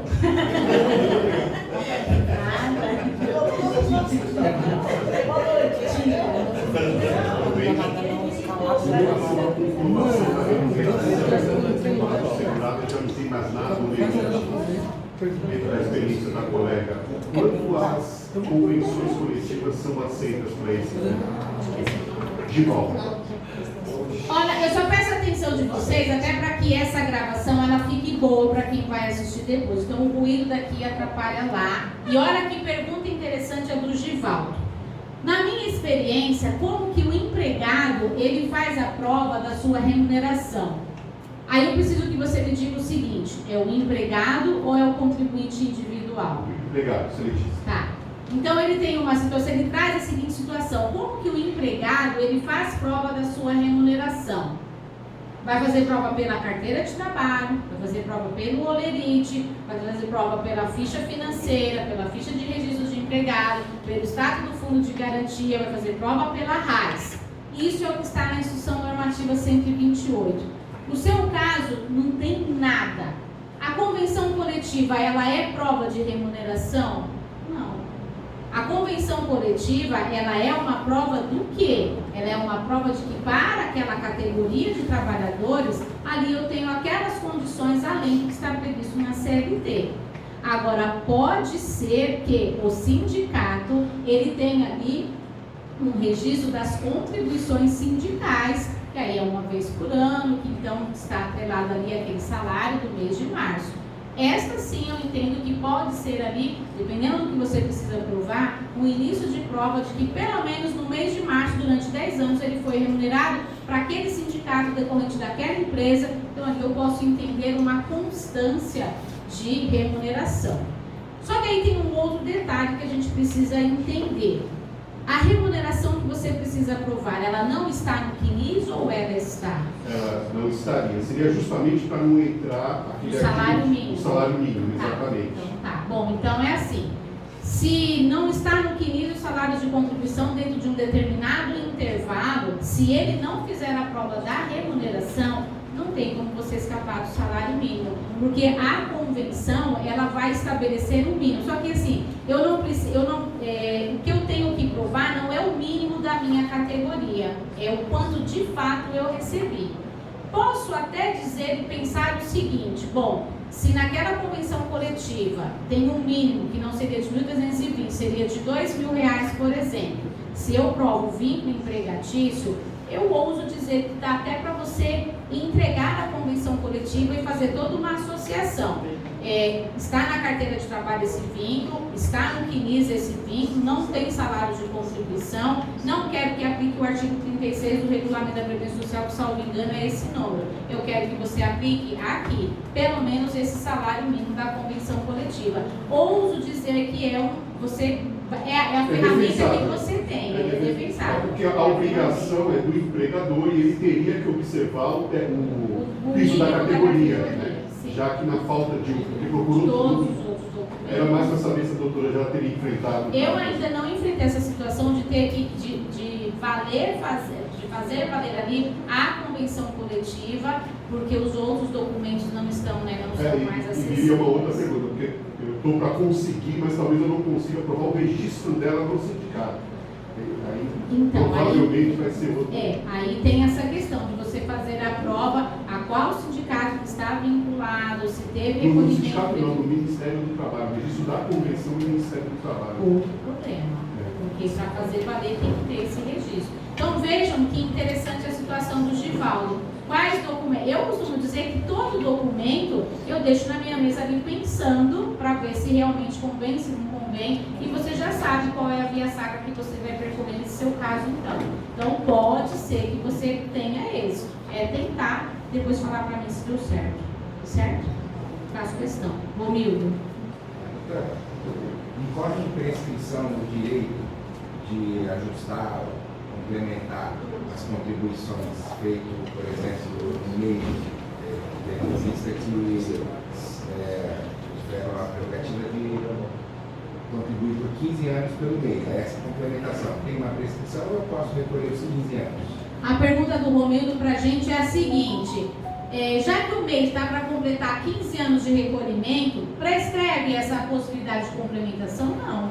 A qualquer momento você vai lá e você pode fazer a complementação. O que você precisa apurar no caso concreto? Convém fazer dos 15 anos ou não? Né? Convém percorrer um pouco mais daqui para frente ou não? É porque você vai ter que incutir aqui todos os encargos, tá? Mas assim, ele pode fazer a complementação da competência de dezembro de 2008, né? Que é quando começou ali, quando foi instituído o MEI, né? Desses 11% no caso. Então não acontece essa prescrição não, pode trazer de lá para cá, certo? Mais perguntas? Ela levantou a mão primeiro, tá? Seu nome? Cristiane. Diga. Você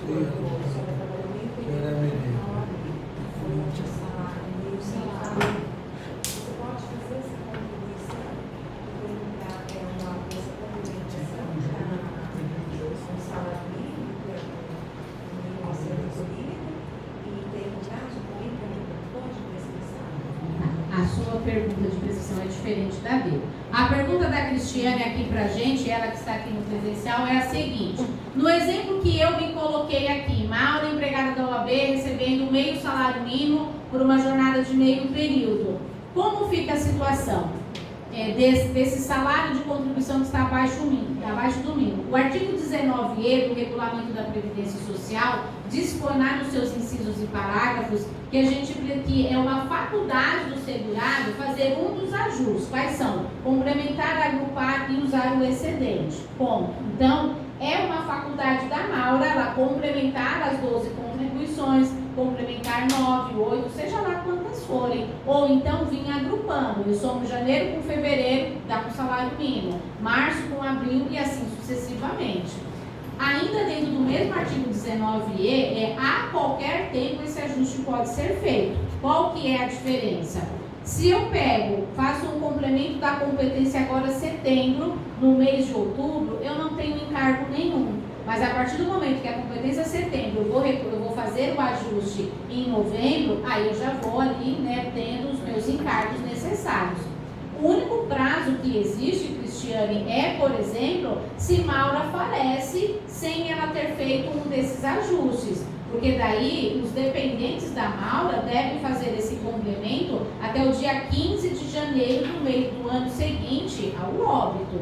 Então, para o dependente fazer esse complemento, ali sim eu tenho um marco temporal, se não fizer, então não posso mais fazer nenhum tipo de ajuste. O que, no meu ponto de vista, ofende o princípio da isonomia. Porque eu tenho Maura viva, pode completar no ano de 2040, e Maura morta, que vai ali proporcionar proteção para o filho dela, não pode fazer o complemento a partir do dia 15 de janeiro do ano seguinte ao meu óbito, tá? Então, o que ele perguntou é uma coisa, né? O MEI, ele pode fazer complemento dos 15 anos? Pode, ok. A Maura, ela pode complementar essas contribuições previdenciárias? Também pode, só que aí, se eu faço no mês seguinte sem encargo, dali para frente tem encargo, mas no meu óbito, aí então o meu conjunto de dependentes fica com esse problema, que eu vejo que inclusive é bem pouco, né, divulgado isso na mídia, né, por nós aqui, né, de uma forma geral.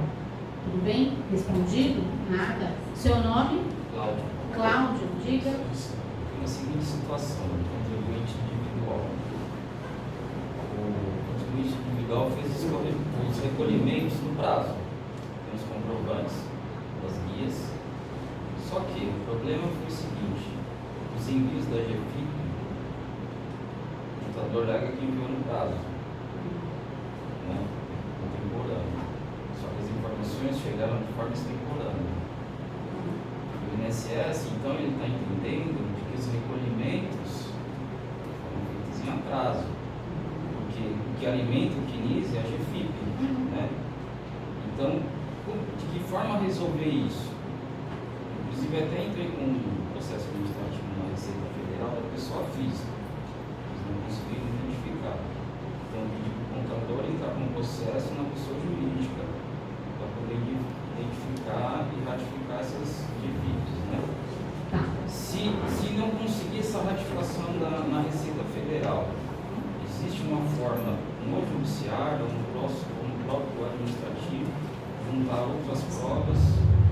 A pergunta do Cláudio. Porque assim, existe a prova de que foi pago no prazo, porque tem um comprovante de pagamento. Só que o que alimenta o CNIS é a GFIP, é essa que está fora do prazo, né? Entendi. A pergunta do Cláudio. O contribuinte individual pagou a sua contribuição dentro do prazo. A GFIP, ela foi transmitida fora do prazo, e então isso deve ter gerado no CNIS esse indicador de extemporaneidade, né? Ele deve estar lá IREC, Indipende, o PREM, EXT, alguma coisa assim, certo? Aí a gente tem algumas perguntas para fazer para você. Esse contribuinte individual, ele é quem na figura da pessoa jurídica? Ele é o sócio ou ele é o prestador de serviço? Sócio, retira para labora. Tá, sócio retira para labora. O que eu penso? Eu ainda não vivi essa situação. Quando eu tenho uma extemporaneidade no CNIS, eu preciso fazer a prova para a Previdência Social de que houve o exercício de uma atividade remunerada. Então, você tem a primeira prova nessa situação. O seu contribuinte individual, o seu cliente, ele teve retirada de prolabore. Isso é uma situação. Ele está lá na GFIP, então ele foi lançado na GFIP. Se ela foi lançada extemporaneamente, penso eu que o que você vai fazer é um dos ajustes que está previsto na Instrução Normativa 128, mas é o ajuste que não tem nada a ver com esse complemento de guia, nada disso. Você vai dizer lá o seguinte, olha, a GFIP foi transferida fora do prazo, foi transmitida fora do prazo, está aqui a retirada de prolabore. Porque o que acontece? Eu tenho um contribuinte individual que é lançado na GFIP, eu tenho aquela GPS que é para a empresa, e o recolhimento, então, ele já está ligado dentro da GFIP. A sua preocupação é fazer a prova da retirada de prolabore. Ele tem? Beleza, então você vai pedir esse ajuste na Receita Federal, que é onde eu tenho visto alguns servidores encaminhando, porque aí o problema é lá na Receita Federal, que por conseguinte acaba refletindo dentro do CNIS. Mas aí é um procedimento da pessoa jurídica com a Receita Da Federal. pessoa jurídica com a Receita Federal, exato. Assim, eu entendo, porque quem tem a obrigação de transmitir a GFIP é a pessoa jurídica, não é a pessoa física. Se ele prova a retirada de prolabore, se ele foi lançado na GFIP, então é o problema da PJ com a Receita Federal. Tudo bem? Respondido? Professora, eu consegui regularizar a atribuição menor que eu vi anterior 103, 2019. Seu nome eu esqueci? Ricardo. Se é possível regularizar a competência abaixo do mínimo antes da emenda 103, se for de individual, sim. Se for de facultativo, sim. Antes da emenda 103, o empregado doméstico avulso, ele não estava com esta vinculação. Aí eu te pergunto, o seu caso é de contribuinte individual, é de advogado que estava prestando serviço para a defensoria, qual é o caso concreto? Não entendi. Não entendi. Meu Senhor, ele está falando tão baixinho, deve ser dele o caso.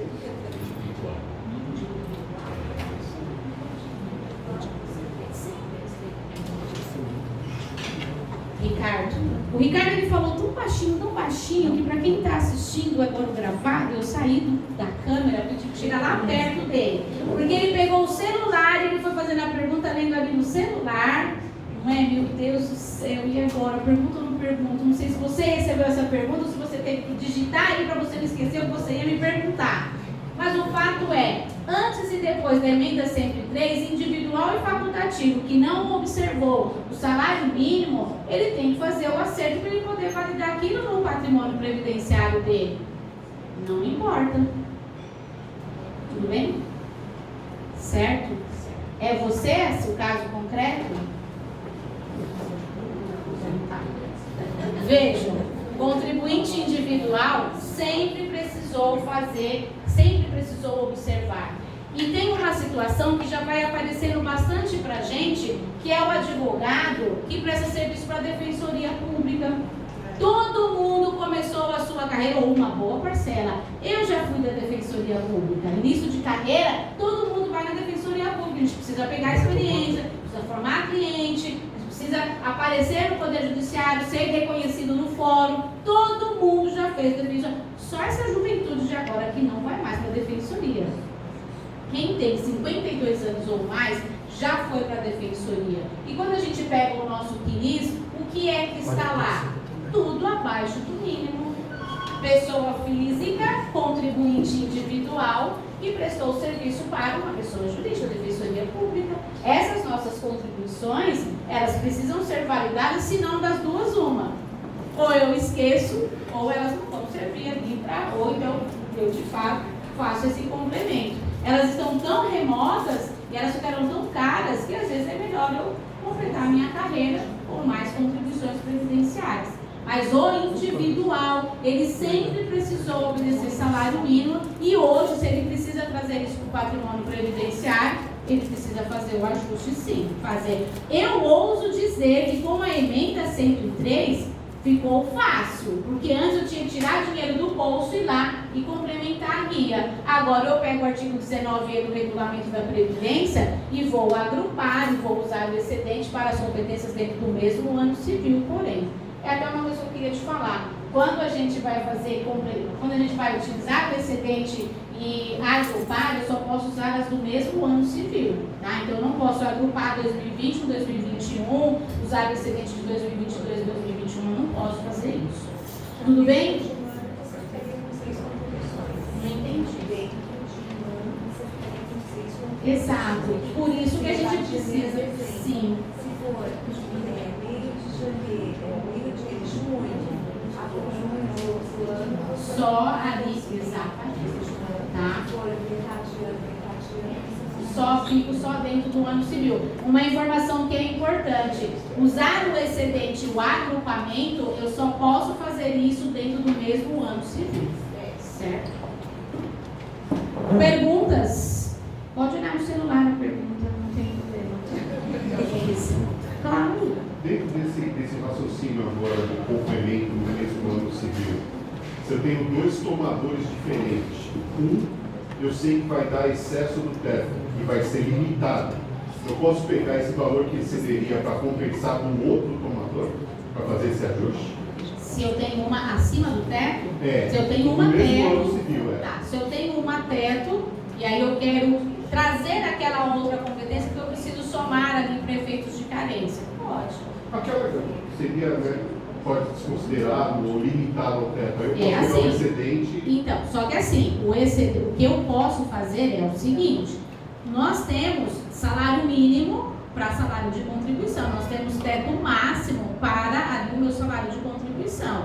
Então, se eu recebo 30 mil reais da OAB São Miguel Paulista, a minha contribuição previdenciária é de 7.507,49, ponto. Ah, mas a minha competência setembro é 7.507, a minha competência agosto foi de R$60. Então eu posso pegar um pouco emprestado e levar para dentro da competência Mesmo sendo de tomadores diferentes, desde que esteja no mesmo ano civil. Pelo menos eu não tenho nenhuma restrição, né, no regulamento e na instrução normativa. Se eu tenho, né, é assim, eu posso pegar de uma competência e levar para outra, não importa para quem seja o tomar, né, para quem eu prestei serviço, não tem esta limitação, né, não, olha, se você só pode pegar se for do mesmo tomador, senão a gente está perdido para quem presta serviço para várias empresas, certo? Perfeito. Perguntas? Nada? Doutor Igor, obrigada.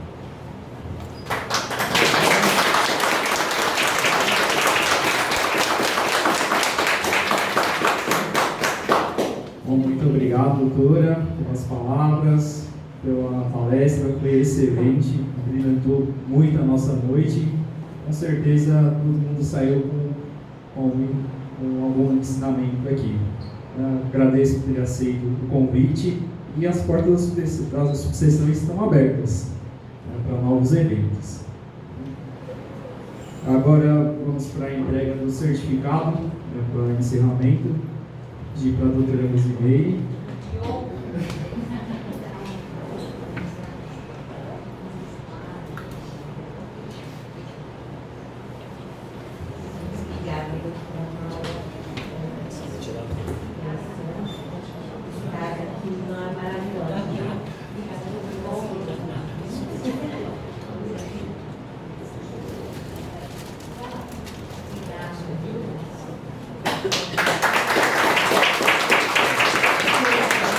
Muito bem.